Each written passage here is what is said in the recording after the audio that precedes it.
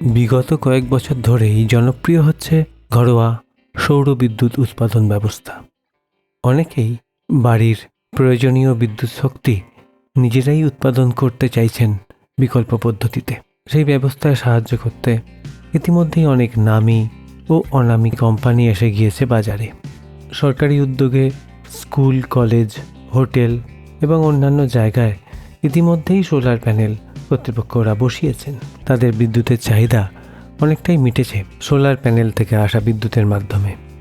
যারা নিজেদের বাড়িতে সোলার প্যানেল বসাতে চাইছেন তাদের উদ্দেশ্য করেই আমার এই ভিডিওটি। অনুরোধ করব পুরো ভিডিওটা দেখতে এবং ভালো লাগলে মন্তব্যে সেটা জানাতে, এবং অনুরোধ করব আমার চ্যানেলটি সাবস্ক্রাইব করার জন্য। সোলার প্যানেল বসাতে গেলে প্রথমেই যে প্রশ্নটা মনে আসে, সোলার প্যানেল কোথায় লাগাবো আর সেটা বসাতে কতটা জায়গা নেবে। আর শেষ প্রশ্ন এবং সবচেয়ে বড় প্রশ্ন যে তাতে আমার কত খরচ হবে। আমি একটি একটি করে এই প্রশ্নগুলোর উত্তর দিতে চেষ্টা করব। হ্যাঁ, সোলার প্যানেলটা কোথায় বসাবো সেটা আগেই ঠিক করে নেওয়া উচিত, আগেই দেখে নেওয়া উচিত। ছাদে বা খোলা জায়গায় পূর্ব দিক, পশ্চিম দিক এবং দক্ষিণ দিক, এই তিনটে দিক যথেষ্ট পরিমাণে খোলা থাকে, মানে কোথাও কোনো দিক দিয়ে ছায়া পড়ছে না, তাহলে ওই জায়গাটি প্যানেলগুলো সেট করার জন্য উপযুক্ত। উঁচু গাছ বা আশেপাশে যদি উঁচু বাড়ি থাকে, সেই বাড়ির ছায়া বা গাছের ছায়া যদি প্যানেলের ওপর পড়ে তাহলে বিদ্যুৎ উৎপাদন বিঘ্নিত হবে। যদি না পড়ে সেরকম জায়গা থেকে প্যানেলগুলো বসানো উচিত। প্রসঙ্গত বলে রাখি যে সোলার প্যানেলগুলো লাগানো হয় উত্তর থেকে দক্ষিণে, যে উত্তর দিকটা উঁচু হয়ে থাকবে এবং দক্ষিণ দিক তুলনামূলকভাবে নিচু দিকে থাকবে। পরবর্তী প্রশ্ন হলো যে প্যানেলগুলো লাগাতে কতটা জায়গা লাগবে। এই প্রশ্নের উত্তরটা নির্ভর করছে আর একটা বড় প্রশ্নের ওপরে। প্রশ্নটা হলো যে আপনার সোলার সেট আপটা কত ওয়াটের হবে, মানে ওটা 1000 ওয়াট, 2000 ওয়াট, 3000 ওয়াট, নাকি ওটা 5000 ওয়াট, নাকি 5000 ওয়াটেরও বেশি। যত ওয়াট বাড়বে প্যানেলের সংখ্যাও তত বাড়বে এবং এরিয়াও ততটা লাগবে। প্যানেলগুলো 550 ওয়াট থেকে 575 ওয়াট ইলেকট্রিসিটি প্রডিউস করে। এই প্যানেলগুলোর মাপ মোটামুটিভাবে 7 ফুট লম্বা এবং 4 ফুট চওড়া হয়। যদি 1000 ওয়াটের চাইছেন তাহলে দুটো লাগবে প্যানেল, 2000 হলে 4টে। এইবারে কত ওয়াটের সেট আপটা বসাতে চাইছেন সেই অনুযায়ী প্যানেলের সংখ্যা নির্ভর করছে এবং সেই অনুযায়ী ছাদের কতটা জায়গা নেবে সেটা নির্ভর করছে। 550 এবং 575 প্যানেলের যে সাইজ একই হয়। 4 ফুট চওড়া এবং 7 ফুট লম্বা এক একটি প্যানেল। 3300 ওয়াটের যদি সেট আপ তৈরি করা হয় তাহলে মোটামুটি 14 ফুট লম্বা আর 12.5 ফুট চওড়া, অর্থাৎ 172 স্কোয়ার ফুট মতো এরকম একটা জায়গা লাগবে। পরবর্তী প্রশ্ন এবং সবচেয়ে কঠিন প্রশ্ন বটে যে কত খরচ হবে। আর এই খরচটা নির্ভর করছে যে আপনি কি টেকনোলজির সেট আপ বসাচ্ছেন। এবার বিভিন্ন কোম্পানি বিভিন্ন রকম রেট দিচ্ছে, তাদের প্যাকেজ আলাদা আলাদা, তাদের মেটেরিয়ালস আলাদা আলাদা ব্যবহার করে, কাজেই তারা তাদের মতো করে একটা রেট দিচ্ছে প্যাকেজ হিসেবে। বাজার চলতি দামেতেই নিচ্ছেন নাকি আরও বেশি নিচ্ছেন সেগুলো একটু যাচাই করে নেবেন। আপনাকে খেয়াল রাখতে হবে তারা কী ধরনের মেটেরিয়ালস ব্যবহার করছে প্রতিটি আইটেম, এবং আইটেমের জন্য কী দাম নিচ্ছে, তারা ওয়ারেন্টি ঠিকভাবে দিচ্ছে কিনা, বিভিন্ন পারচেজের কাগজগুলো ঠিকমতো দিচ্ছে কিনা, এইগুলো আপনাকে খেয়াল রাখতে হবে। খুঁটিয়ে প্রশ্ন করুন, জানুন, তারপর এগোনো উচিত।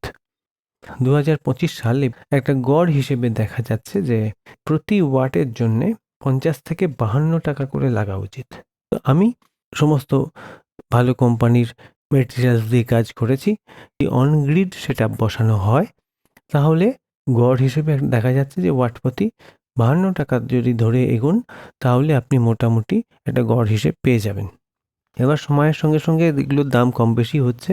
আমি এই বছরের একদম প্রথম দিকের হিসেব বলছি, জানুয়ারি মাসের।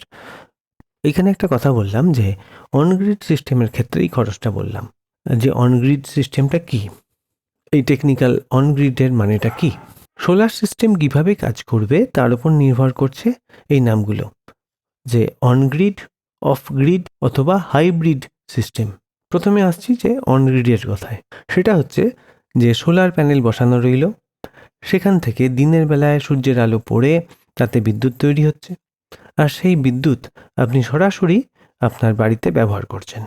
আর সূর্যের আলো দিনের শেষে কমে এলো, তার মানে অনগ্রিড সিস্টেমেতে বিদ্যুৎ একই সঙ্গে দিনের বেলা সোলার প্যানেলেতে তৈরি হচ্ছে, সেটা আমরা ব্যবহার করছি। আর রাতের বেলা আমাদের যেমন চিরচারিত প্রথা ইলেকট্রিসিটি সাপ্লাই লাইন থেকে আমরা ব্যবহার করছি, সেই রকমই চলবে। এর মাঝখানে একটা কথা আছে, এই ব্যবস্থা উৎপাদন এবং ব্যবহারের মাঝখানে একটা ব্যাপার রয়েছে। সেটা হলো, যদি আপনার সোলার প্যানেল থেকে যে বিদ্যুৎটা উৎপাদন হচ্ছে সেটা আপনার বাড়ির চাহিদা মিটিয়েও আরও এক্সট্রা আরও বেশি উৎপাদন হচ্ছে, তাহলে ওই বাড়তি বিদ্যুৎটা সরাসরি চলে যাবে গ্রিডের সাপ্লাই লাইনে। মানে যে লাইন দিয়ে আপনার কারেন্ট বাড়িতে আসছে, একই লাইনে আপনার উৎপাদিত বিদ্যুৎটা সাপ্লাই লাইনে গিয়ে পৌঁছে যাবে গ্রিডে। মানে আপনি সাপ্লাই দেবেন গ্রিডকে। আবার দরকারে আপনার যদি চাহিদাটা বেশি হয়, সোলার প্যানেল থেকে উৎপাদন হচ্ছে কম, এরকম যদি হয়, সেই মুহূর্তে আবার সাপ্লাই লাইন থেকে বাকি বিদ্যুৎটা এসে বিদ্যুতের চাহিদাটাকে পূরণ করবে। এই যে দুটো মিলে জুলে কাজ করছে, সোলার প্যানেল এবং বাইরের ইলেকট্রিসিটি বিদ্যুৎ, এই সিস্টেমটাকে বলছে অনগ্রিড সোলার সিস্টেম। এখানেতে একটা বিশেষ কথা মনে রাখতে হবে যে অনগ্রিড সোলার সিস্টেম দিনের বেলা কাজ করবে, এবং এর আবশ্যিক শর্ত হলো গ্রিডের সাপ্লাই লাইনে বিদ্যুৎ থাকলে তবেই কাজ করবে এটা। অর্থাৎ যদি কেউ প্রশ্ন করেন যে বাইরে উজ্জ্বল রোদ্দুর সোলার প্যানেলেতে পড়ছে, নিয়মমাফিক ইলেকট্রিসিটি তৈরি হচ্ছে, বিদ্যুৎ তৈরি হচ্ছে, এখন যদি সাপ্লাই লাইনে পাওয়ার কাট বা লোডশেডিং হয়, তবে কি সোলার প্যানেলের উৎপাদিত বিদ্যুতে বাড়ির আলো পাখা চালানো যাবে? এটা একটা গুরুত্বপূর্ণ প্রশ্ন। তার উত্তরটা হলো যে না, চালানো যাবে না। আপনার বাড়ির সোলার প্যানেল থেকে বিদ্যুৎ উৎপাদন হলেও সেই বিদ্যুৎটা আপনি ব্যবহার করতে পারবেন না। ইলেকট্রিক সাপ্লাই লাইনে যদি লোডশেডিং হয়, তাহলে আপনার বাড়িতেও বিদ্যুৎ থাকবে না সেই সময়তে।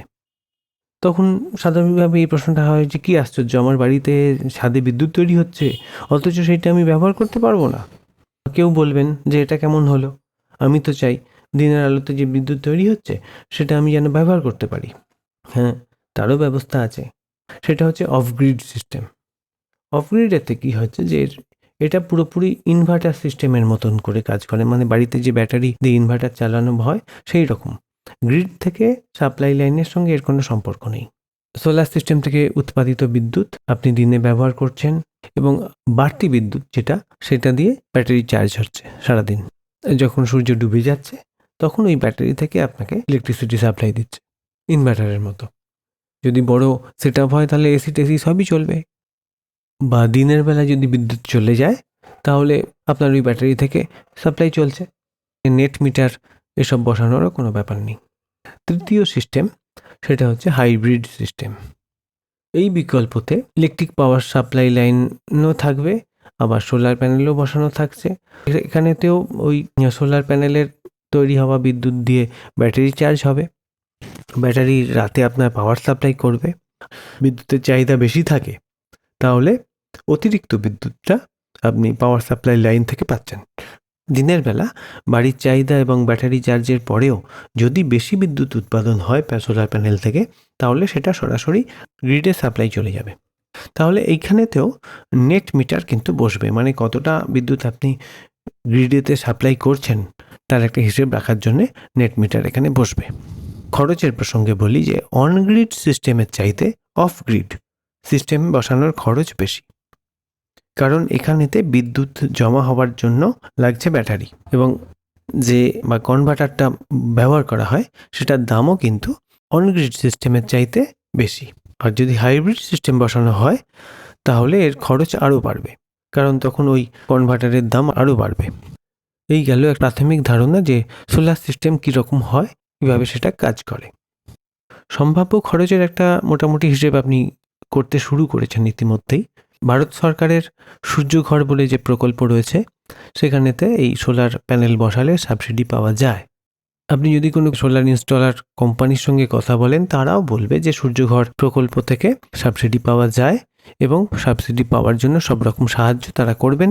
যে ফর্ম ফিল আপ করতে হয় সে সমস্ত ফর্ম ওরা ফিল আপ করে দেবেন, ফিল আপ করতে সাহায্য করবেন, করে অ্যাপ্লিকেশানটা ওনারা জমা দিয়ে দেবেন।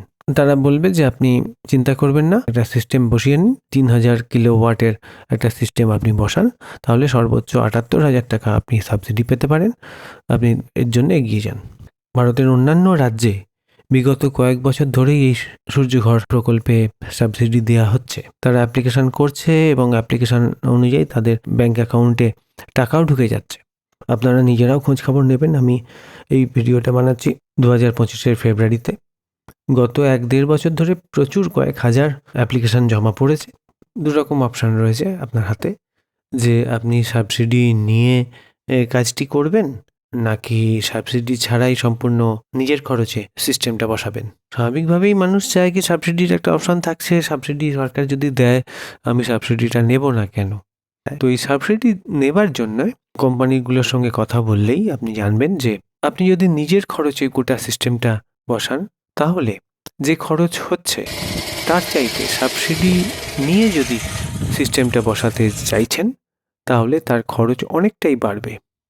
এরপর আর একটা জিনিস মাথায় রাখার দরকার, সোলার প্যানেল বসানো হয়ে গেল, সুন্দর বিদ্যুৎ উৎপাদন হচ্ছে, আপনি দেখতে পাচ্ছেন, কিন্তু নিয়মিতভাবে পরিষ্কার করার একটা ব্যাপার থাকছে। বাতাসের যে ধূলিকণা সেই সোলার প্যানেলের উপর এসে জমবে, স্বাভাবিকভাবেই ধুলো পড়ে সূর্যের আলো ভেতরে পৌঁছতে পারবে না, তাহলে সোলার সেলগুলো কাজ করবে না এবং বিদ্যুৎ উৎপাদন ক্রমশ কমতে থাকবে এবং একসময় বিদ্যুৎ উৎপাদন বন্ধ হয়ে যাবে। তাহলে এই জিনিসটা মাথায় রাখার দরকার যে এটাকে নিয়মিতভাবে পরিষ্কার করতে হবে, এবং পরিষ্কার করা মানে জল দিয়ে পরিষ্কার করা। ইউটিউবে প্রচুর ভিডিও আছে সোলার প্যানেল পরিষ্কার কিভাবে করবেন, কিভাবে পরিষ্কার রাখবেন সেই নিয়ে, সেগুলো একটু দেখতে অনুরোধ করছি।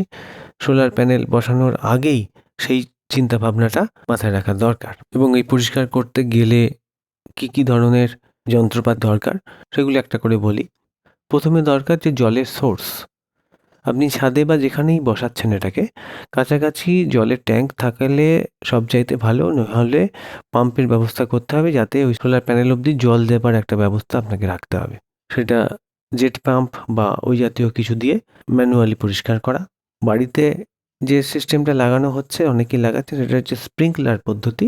সোলার প্যানেলে জল দেওয়ার জন্য বিভিন্ন ধরনের জলের পাইপ এবং তীব্র গতিতে ছেটানোর জন্যে এক ধরনের নজল পাওয়া যাচ্ছে, সেইগুলো ফিক্সড করছে প্যানেলের ওপরের দিকে, যেখানেতে প্যানেলটা উঁচু, এবং প্যানেলের যেদিকে ঢাল সেই দিকে মুখ করে ওই জলের ফোর্সটা যাচ্ছে। সোলার প্যানেল ওই জলের ফোর্সে আস্তে আস্তে পরিষ্কার হচ্ছে, এবং এটা নিয়মিতভাবে কয়েকদিন অন্তরই এটা চালানোর দরকার। সোলার প্যানেল বসানোর সঙ্গে সঙ্গে এই পরিষ্কারের ব্যাপারেও একটা সম্ভাব্য বাজেট করার দরকার আনুষঙ্গিক খরচ হিসেবে। এই সিরিজের দ্বিতীয় পর্বে এখানে আলোচনা করব যে বাড়িতে যে সোলার সিস্টেম লাগাবেন, কিভাবে হিসেব করবেন যে আপনার ঠিক কত কিলোওয়াটের সোলার সিস্টেম বসানোটা ইকোনমিক্যালি প্রফিটেবল হবে। ভিডিওটি ভালো লাগলে কমেন্ট বক্সে আপনাদের মন্তব্য জানাবেন, লাইক ও শেয়ার করার অনুরোধ রইল। চ্যানেলটিকে সাবস্ক্রাইব করা না থাকলে সাবস্ক্রাইব করার জন্য অনুরোধ করলাম। ধন্যবাদ, নমস্কার, ভালো থাকবেন।